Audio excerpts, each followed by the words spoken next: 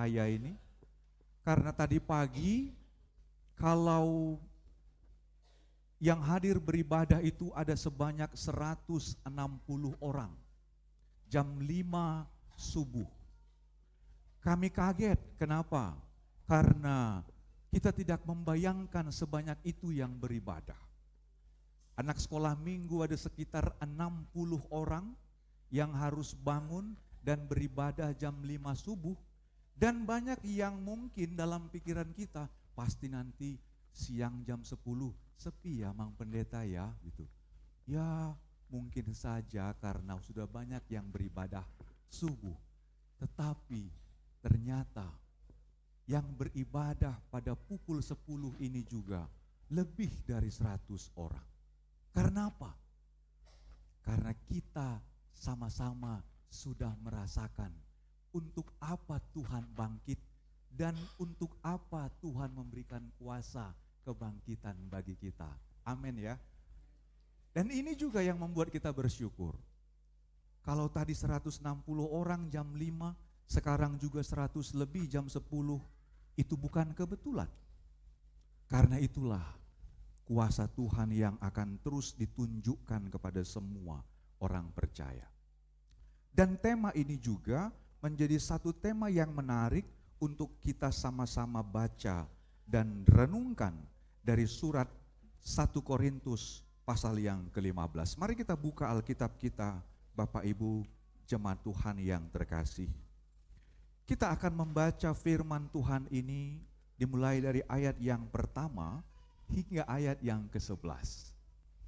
Dan kami minta prokantor untuk ikut serta di dalamnya, mewakili seluruh jemaat Tuhan, sehingga pembacaan firman Tuhan ini dapat juga didengarkan oleh seluruh jemaat yang beribadah secara online.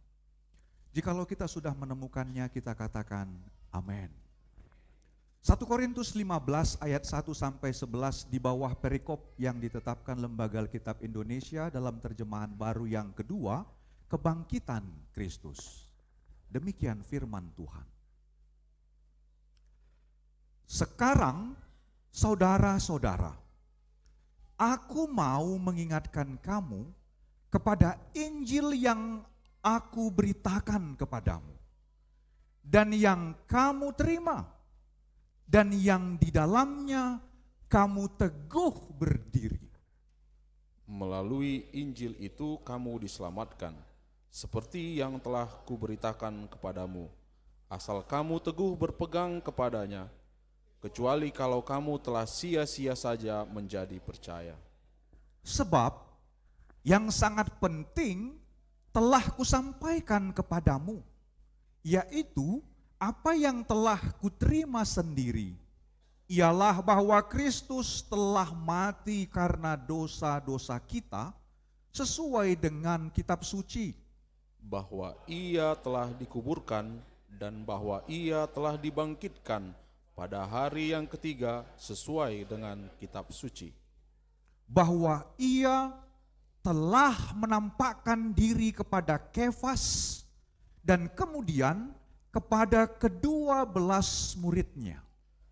Sesudah itu ia menampakkan diri kepada lebih dari 500 saudara sekaligus. Kebanyakan dari mereka masih hidup sampai sekarang, tetapi beberapa di antaranya telah meninggal. Selanjutnya, ia menampakkan diri kepada Yakobus, kemudian kepada semua rasul. Yang paling akhir dari semuanya, ia menampakkan diri juga kepadaku, sama seperti kepada anak yang lahir sebelum waktunya. Sebab akulah yang paling hina dari semua rasul, bahkan tidak layak disebut rasul, karena aku telah menganiaya jemaat Allah. Namun karena anugerah Allah, aku adalah sebagaimana aku ada sekarang. Anugerah yang diberikannya kepadaku tidak sia-sia. Sebaliknya, aku telah bekerja lebih keras daripada mereka semua. Tetapi bukan aku, melainkan anugerah Allah yang menyertai aku. Sebab itu, baik aku maupun mereka Demikianlah kami mengajar dan demikianlah kamu menjadi percaya. Amin. Sampai demikian pembacaan firman Tuhan. Bapak Ibu jemaat Tuhan yang terkasih, kadang-kadang sesuatu hal yang kita lakukan dengan rutinitas itu bisa membuat kita tidak lagi bisa memaknai sesuatu itu menjadi hal yang berharga bagi kita atau tidak. Saya pernah menerima sebuah hadiah yang sangat mahal menurut saya. Dan hadiah itu tidak bisa saya beli. Karena ini dibawa dari tempat yang jauh dan dipersembahkan, dikasih sebagai hadiah kepada saya. Tetapi ternyata setelah lama saya simpan di lemari karena merasa itu sangat berharga, ini saya jaga, saya simpan. Ternyata saya sampai lupa dan hampir mengerti, gak pernah saya gunakan, gak pernah saya pakai. Sampai akhirnya saya bertanya, untuk apa ini diberikan kepada saya? Itulah gambaran Paskah. Paskah itu adalah sebuah peristiwa yang berharga dan sangat berharga, tapi kadang-kadang itu dilakukan terus-menerus, tapi bisa membuat kita kehilangan makna. Contoh konkret, saya mau bertanya sama kita Bapak Ibu, mengapa orang Kristen itu beribadah di hari Minggu? Coba kita jawab sekarang dengan cepat. Banyak kita sulit menjawabnya. Kenapa kita beribadah hari Minggu? Ayo, ini kadang-kadang pertanyaan yang sudah tidak lagi membuat kita mau bertanya, dan sehingga memaknai hari Minggu itu biasa saja. Makanya orang ke gereja atau kok nggak gereja udah biasa. Tapi kalau dibilang Paskah, banyak yang datang. Padahal Paskah itu peristiwa yang mendasari, peristiwa yang menjadi tonggak, maka sejak Paskah itulah yang disebut dengan hari kebangkitan Yesus Kristus. Maka tonggak sejarah itu yang ditancapkan Tuhan Yesus itu menjadi sejarah baru. Sejak hari itulah orang-orang Kristen beribadah menyembah Yesus Kristus yang adalah Tuhan. Jadi jangan lupa, Paskah itu di hari ketiga atau hari pertama minggu setelah kebangkitan Yesus, itu tonggak yang ditancapkan oleh Tuhan di bumi ini, yang dibawa dari surga. Dia bangkit. Maka kebangkitan itu mengawali seluruh perubahan dunia yang disebut dengan era perjanjian baru. Makanya perjanjian baru itu digenapkan di dalam Yesus Kristus sampai di tahun 2026 ini. Wow, kadang-kadang kita diingatkan tentang apa makna Paskah dalam hidup kita pribadi dan di dalam persekutuan sebagai tubuh Kristus di tengah gereja. Karena itu mari kita lihat satu sudut pandang yang diungkapkan oleh seorang rasul yang bukan dari bagian para murid, tapi dia pun diperkenankan oleh Tuhan untuk menjadi saksi kebangkitan Kristus. Maka ini secara implisit memberi pesan bagi kita. Kita pun akan menjadi saksi kebangkitan Kristus seperti yang disaksikan oleh rasul ini. Siapa namanya? Rasul Paulus. Kapan ini dituliskan? Sekitar tahun 70 Masehi. Jadi dia tidak ada di zaman Tuhan Yesus. Tuhan Yesus mati sekitar tahun 33 dan dia kemudian setelah hari yang ke-50 dia terangkat ke surga. Setelah itu di tahun 70 ada seorang rasul yang menyaksikan kebangkitan Tuhan Yesus. Karena dia sendiri berjumpa dengan Tuhan Yesus dalam perjalanan waktu mau mengejar-ngejar umat Tuhan dan mau membinasakan pengikut Kristus.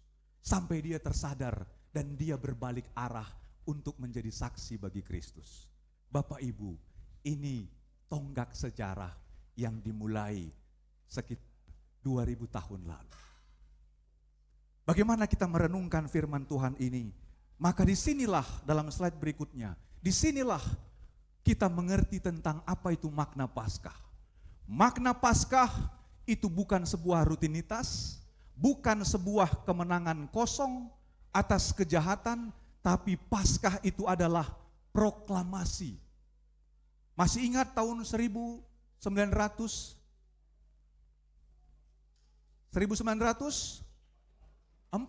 jangan lupa. Proklamasi itu menyatakan bahwa bangsa Indonesia merdeka dari dunia ini. Itulah proclaim, votum, vote, pernyataan.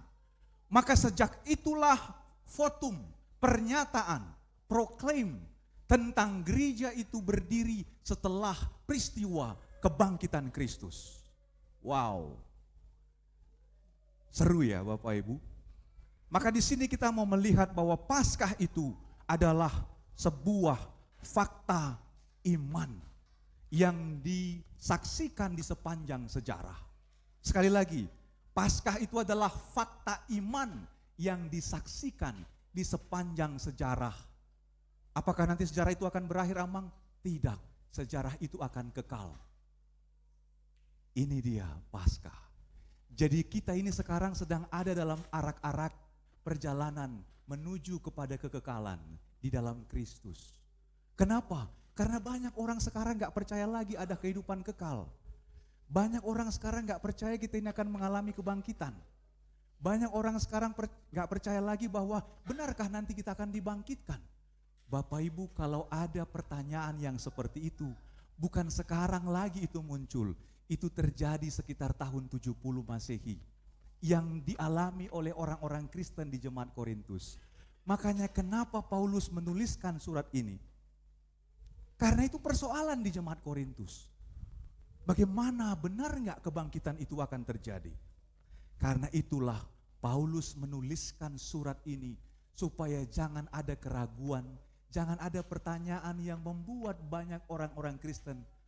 Ini kan hanya sebuah rutinitas. Emang benar nanti kita akan dibangkitkan, Amang Pendeta? Iman kita yang menjawab kebangkitan itu. Maka dalam slide berikutnya kita mau diajak untuk sejenak mengerti tentang pengajaran dari Rasul Paulus. Amang Inang, ada kata kunci yang dipakai di sini oleh Rasul Paulus, dan kata kunci ini menjadi fondasi yang memampukan Paulus bisa berdiri dan dia berkata, aku ada sebagaimana aku ada. Itu tanda dia bisa berdiri. Karena apa dia bisa berdiri? Karena dia sudah menerima Kristus. Dan ini yang diulangi oleh Martin Luther.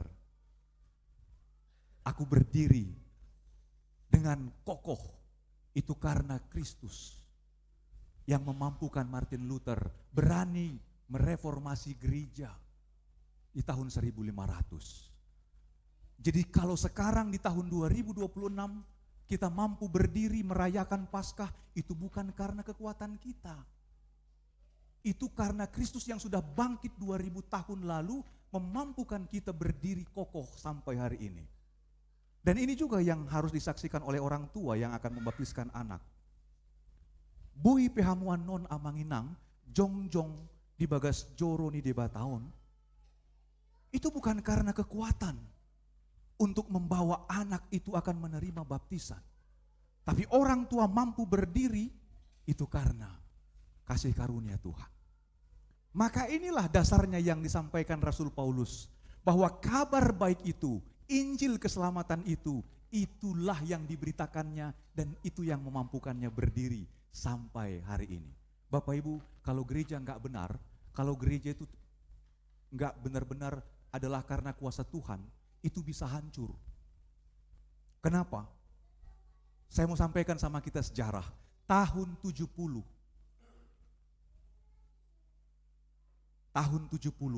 bait suci dihancurkan oleh pemerintah Romawi. Artinya apa? Tidak ada lagi orang Yahudi. Tahun 70.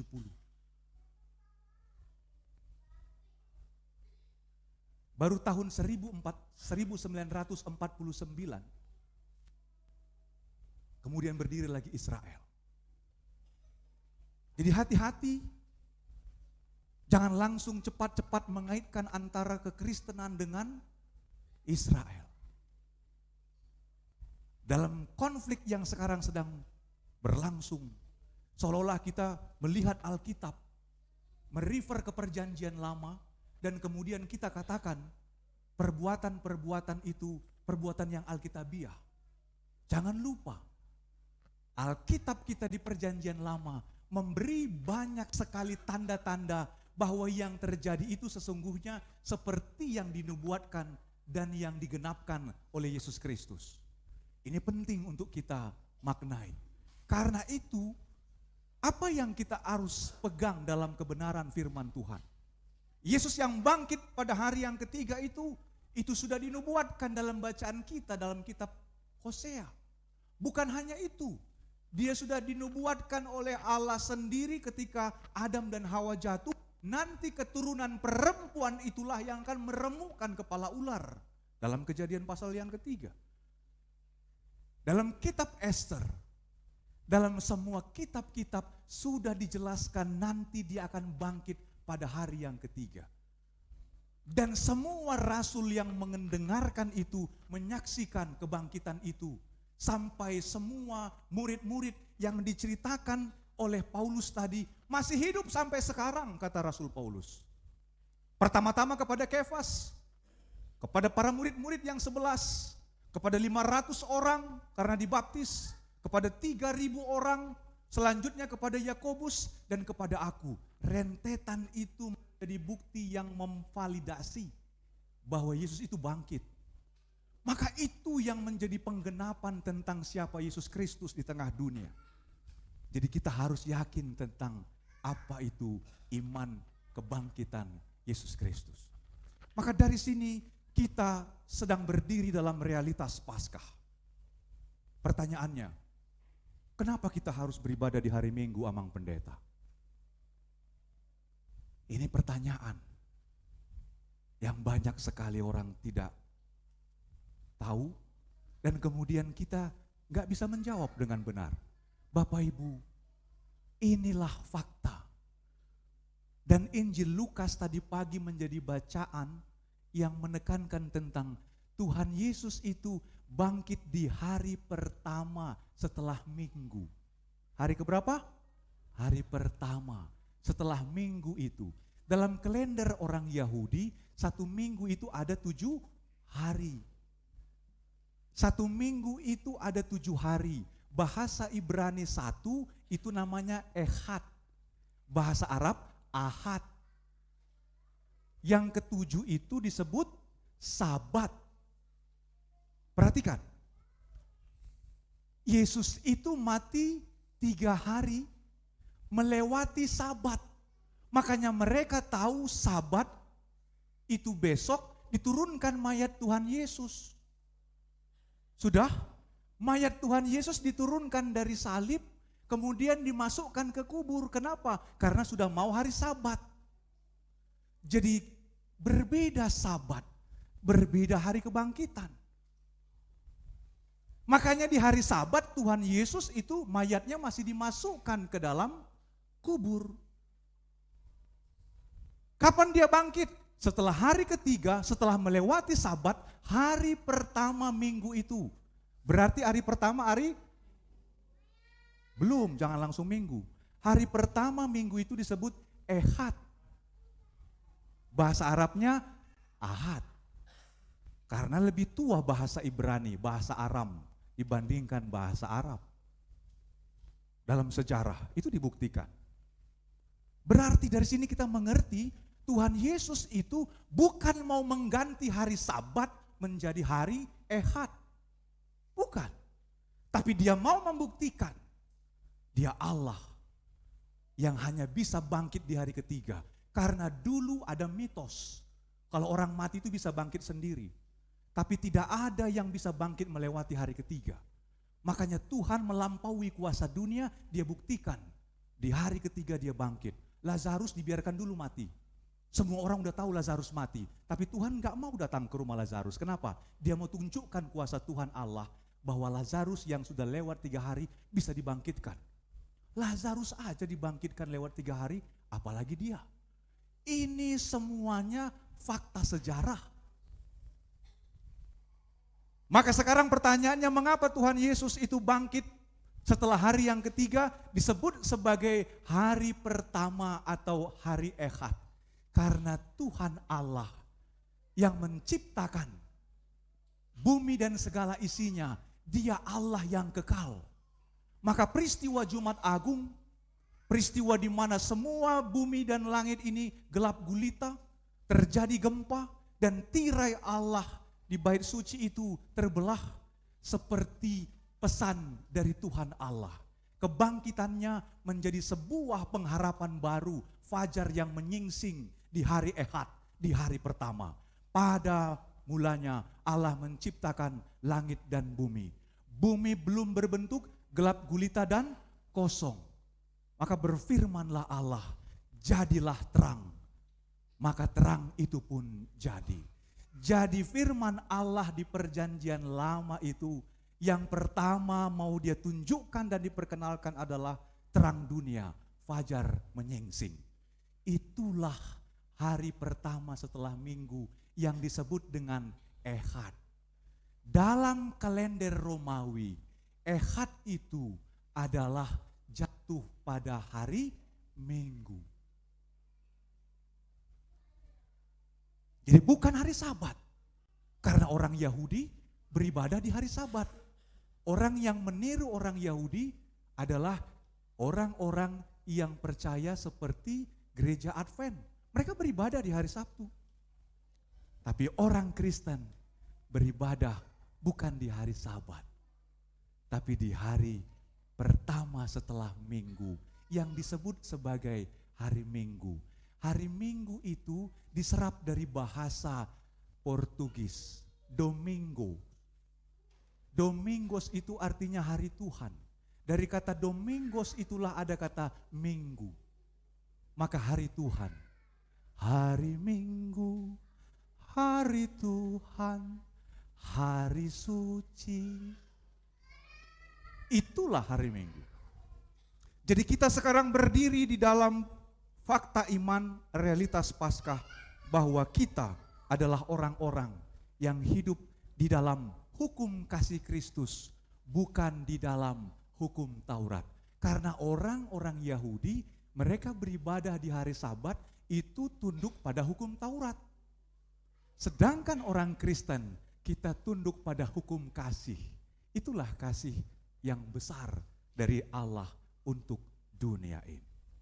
Selanjutnya, apa yang harus kita pegang dalam fakta sehingga Rasul Paulus memberitakan Injil Kristus kepada orang Korintus. Paulus berkata dalam slide berikutnya, bahwa kita harus mengingat bahwa kematian dan kebangkitan Kristus itu sesuai dengan kitab suci. Tidak melenceng, tidak mengada-ada. Itu fakta yang kemudian dapat dilihat berdasarkan semua yang sudah dinyatakan oleh firman Tuhan.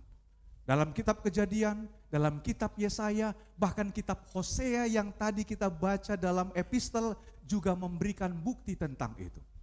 Karena itulah kebangkitan Tuhan. Ini adalah sebuah kebangkitan yang sudah terjadi dan terus berlangsung kekal. Sekali lagi, kebangkitan Tuhan Yesus itu sudah terjadi dan terus berlangsung sampai kekal. Makanya kita percaya dalam pengakuan iman kita itu, Dia akan datang kembali untuk menghakimi orang yang hidup dan yang mati. Itulah buktinya kekal kebangkitannya. Karena Dia akan datang kembali. Ini menjadi dasar bagi kita untuk tetap percaya akan kematian dan kebangkitan Kristus. Selanjutnya, bukti-bukti yang Tuhan Yesus sampaikan itu dalam slide berikutnya, itu menjadi satu pesan yang tidak boleh diingkari ataupun dianggap fiksi. Bukti-bukti yang dinyatakan Yesus itu itu tidak dapat diingkari atau dikatakan sebagai fiksi. Tapi justru bukti-bukti yang disampaikan oleh Rasul Paulus itu bisa ditelusuri dan diverifikasi. Makanya di sini Paulus memberikan bukti. Bukti itu bisa ditelusuri. Bahkan dia bilang masih ada sampai sekarang. Di tahun 70. Sampai terus ada murid-murid yang disebut sebagai bapak-bapak gereja. Ada yang disebut dengan Polikarpus, murid dari Rasul Yakobus. Terus itu disampaikan di dalam pengajaran-pengajaran sampai di tahun 400. Kaisar Roma, Konstantinus, percaya kepada Yesus. Dan sejak tahun 400 Masehi ditetapkanlah sebagai hari ibadah orang Kristen. Dan semua orang Roma itu wajib menyembah Kristus. Akhirnya menjadi agama negara lah kekristenan pada waktu itu. Ini fakta sejarah Bapak Ibu. Dan ini yang kemudian menjadi dasar di mana kita berdiri untuk melihat kebangkitan Kristus itu bukan sebagai hal-hal yang tidak bisa dibuktikan. Sampai hari ini pun kita merayakan Paskah karena semua bukti-bukti sejarah itu lengkap dan ada di dalam sejarah iman kekristenan kita. Karena itulah Paulus memberikan penekanan kunci di dalam kesaksian ini. Kalau memang Kristus itu tidak bangkit, maka aku yang dulu jahat, maka aku yang dulu penganiaya gak akan mungkin bisa berubah. Justru aku berubah, aku dulu penganiaya umat Allah, aku sendiri mengalami kebangkitan Kristus. Inilah kesaksian yang menutup tentang Injil yang diberitakan oleh Rasul Paulus, supaya orang-orang yang ada di Roma pada waktu itu jangan sampai tidak lagi percaya kepada apa yang sudah diberitakan sebagai Injil. Pertanyaannya, apa yang terjadi amang pendeta di jemaat Korintus? Kenapa Rasul Paulus mengajarkan tentang kebangkitan tubuh? Karena orang-orang Korintus adalah orang-orang yang hidup di dalam pengetahuan kebudayaan Yunani. Orang-orang Korintus hidup dalam kebudayaan dan pengetahuan hikmat Yunani. Apa itu? Orang-orang Yunani itu percaya ada kekekalan. Tapi kekekalan itu tidak dalam tubuh yang real. Mereka hanya percaya ada keabadian tapi dalam dunia ide, bukan dalam tubuh. Karena menurut orang-orang Yunani, tubuh ini adalah fana. Karena nanti mati kemudian terurai menjadi tanah. Orang Yunani belum tahu kisah penciptaan. Makanya mereka menganggap tubuh ini fana, tubuh ini harus ditinggalkan. Tubuh ini gak berguna. Menurut mereka. Banyak orang Kristen akhirnya gak menganggap penting tubuh. Salah kata Paulus. Kalau kamu gak percaya ada kebangkitan tubuh, untuk apa Kristus bangkit? Maka sia-sialah kebangkitan Kristus kalau kamu gak percaya Kristus itu akan bangkit. Masuklah pengajaran Rasul Paulus yang kita baca di ayat pertama tadi sampai dengan ayat yang ke-11. Itulah maksud Rasul Paulus. Supaya kita hidup di dalam fakta yang Paulus sampaikan. Apa yang mau kita renungkan Bapak Ibu di dalam Paskah ini? Dalam slide berikutnya, inilah yang mau kita renungkan. Kepastian di tengah ketidakpastian hanya bisa dijawab di dalam iman sakramen.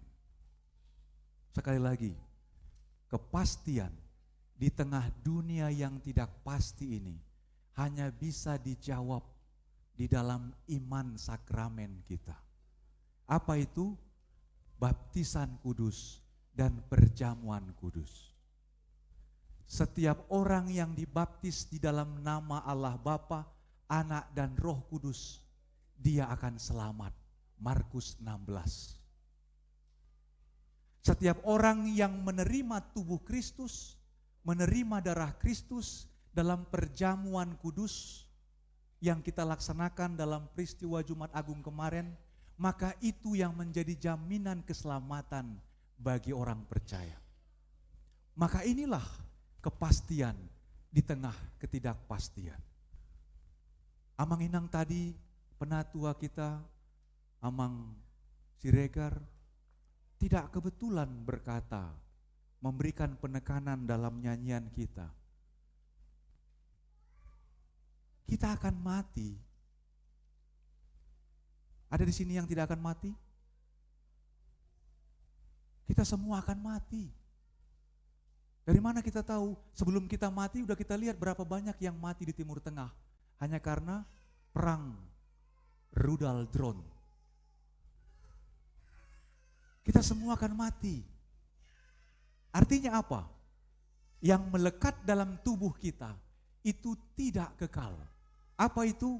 Pakaian kita, materi kita, kekayaan kita, jabatan kita, semua yang kita miliki itu tidak kekal.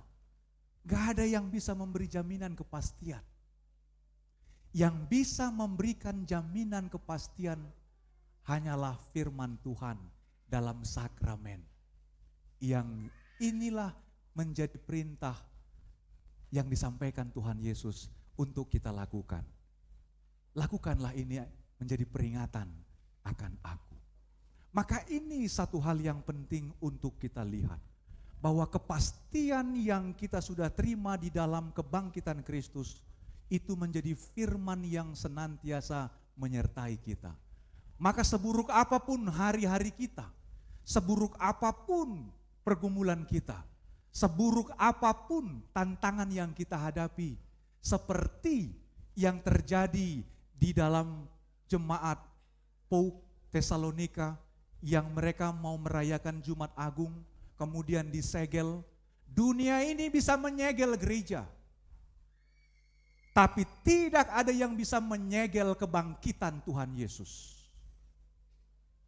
Dunia ini bisa menyegel pekerjaanmu, tapi tidak ada yang bisa menyegel hidupmu dari tangan Tuhan Yesus. Dunia ini bisa menghancurkan karirmu, tapi di dalam Tuhan Yesus tidak ada yang dapat menyentuh kalau engkau hidup dalam kepastian iman itu. Jadi jangan takut.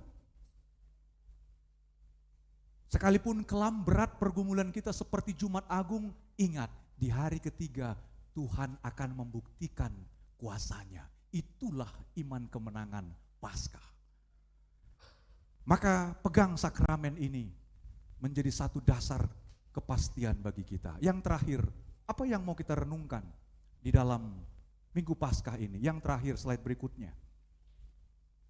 Bapak Ibu, ingatlah kasih karunia Allah itu yang membuat kita menjadi anak-anak Allah.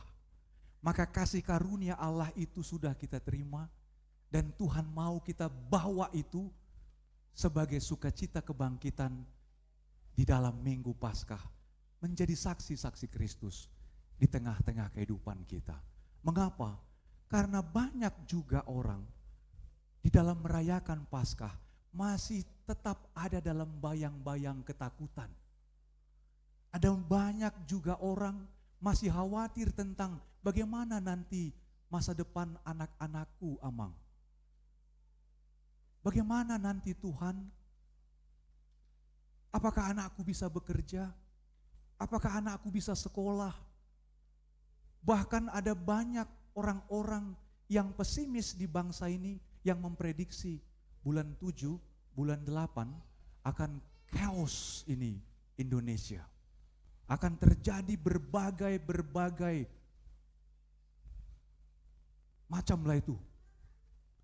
Bapak Ibu, ini kalau kita Dengarkan tanpa kepastian, kita akan khawatir sendiri. Karena itulah kenapa kuasa kebangkitan Kristus di Minggu Paskah itu menjadi proklamasi fakta bahwa tidak ada yang perlu kita takutkan jikalau kita berjalan bersama dengan Tuhan Yesus. Amin. Maka mari kita bawa kuasa Tuhan itu yang sudah bangkit dalam hidup kita. Bawa kuasa Tuhan itu dalam hidup kita. Maka kita akan mampu berkata, Tuhan, Engkau sudah menggulingkan kubur itu, maka aku percaya Engkau dapat menggulingkan persoalan-persoalan hidupku. Engkau sudah menggulingkan Tuhan ketakutan-ketakutan di kubur itu, maka Engkau juga dapat menggulingkan segala ketakutan dan kecemasan hidupku. Maka bawalah kuasa kebangkitan Tuhan dalam hidup kita. Itu yang membuat kita dapat menyaksikan kuasa Tuhan Yesus yang bangkit pada hari ketiga. Itu kuasa yang kekal menyertai kita sampai akhir zaman. Amin. Kita berdoa.